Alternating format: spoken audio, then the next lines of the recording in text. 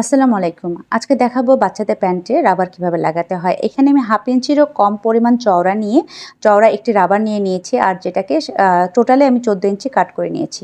বাচ্চার গায়ের কোমরের ফিক্সড মাপ নিয়ে সেটাকে 4 ভাগ করবেন। 4 ভাগের 1 ভাগের সাথে 1 থেকে 1.5 ইঞ্চি পরিমাণ অ্যাড করে যেটা পরিমাণ আসবে সেই পরিমাণটাকে ডাবল করে নিলেই রাবারের পরিমাণটা পেয়ে যাবেন। এই নিয়মে আপনার যেকোনো শরীরের জন্য বা যেকোনো মানে সাইজের মানুষের জন্য কোমরে রাবার কেটে নিতে পারেন। এবার রাবার ঘরের যেখানে আমি রাবারটাকে ইনসার্ট করব সেই রাবার ঘরে আমি বসিয়ে দিয়ে কাপড়টাকে মুড়িয়ে নিয়ে সেলাই করে দিচ্ছি।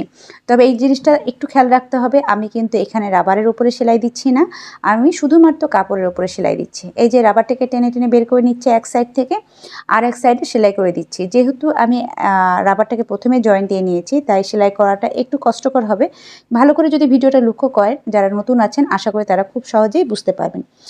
আজকের ভিডিওটা যদি ভালো লেগে থাকে অবশ্যই লাইক শেয়ার কমেন্ট করতে ভুলবেন না। পরবর্তীতে কী টাইপের ভিডিও দেখতে চান সেটাও আমাকে জানাতে ভুলবেন না। আজ তাহলে এই পর্যন্ত, দেখাবে নেক্সট ভিডিওতে ইনশাআল্লাহ। আল্লাহ হাফেজ।